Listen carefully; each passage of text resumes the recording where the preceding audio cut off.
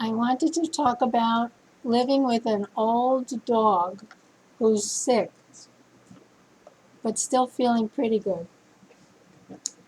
Now, old dogs, well, they're like old people. They can be aggravating and they can't help it. Anyway, although he was sick recently and the Almighty's merciful, he got better. And even before he was sick for, I think, quite a few months now, he had stopped drinking water out of his water bowl. And I just never saw him going there, and the water never went down. So I started encouraging him to drink by giving him flavored water, like every hour and 15 minutes, every hour and a half.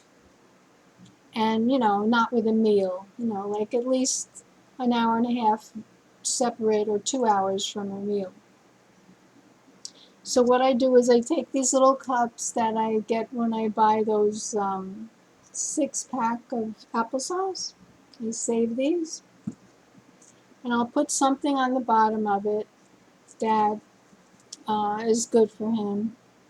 I always check online what dogs can eat and drink. So these are potato flakes. So you see, it's just a little bit. And I don't always use potato flakes. Sometimes I use low sodium chicken bone broth. That seems to be good for him.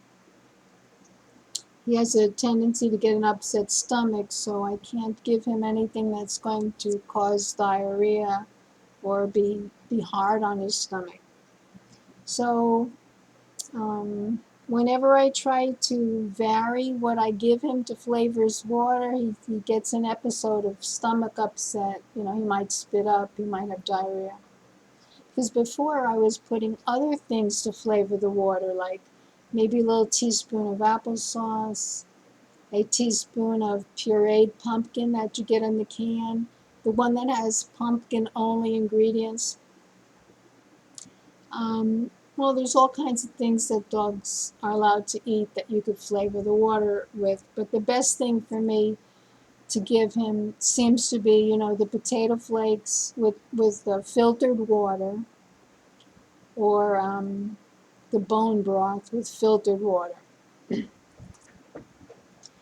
He is on the thin side, but the most recent veterinarian I went to said she doesn't want him to be way too much. It's going to be very hard on his arthritis and on his general condition because he has a kidney condition, permanent. Okay, so with my little flavoring on the bottom, whether it's bone broth or these potato flakes, and these flakes have no other ingredient in them, just potatoes. So I'll have that on the bottom, and I'll fill up another empty cup with filtered water, and I'll pour it in there, and then I'll pour it back and forth until it mixes well, and then I'll put it in his bowl, and I'll just do that throughout the day. Now, if I'm going to be gone during the day for several hours on my once a month Fandango grocery shopping, post office, Walmart, wherever I go, then I get up very early on those days because I leave early for shopping. And I'll start, like, if I got up at 4 in the morning, then I'll start then giving him the flavored water because I'm going to be gone for a while and I won't be here to give it to him. So it's like taking care of a patient, and it's worth it. I don't want to say goodbye to him. I want him to keep living. He's a wonderful dog, and we used to take road trips together. We lived on a farm. He took care of the animals. We lived on a boat. I mean, it's like, anyway, I'm grateful he's still alive. And don't be afraid to do all these extra things if your animal needs it. And there's always a way to make things better.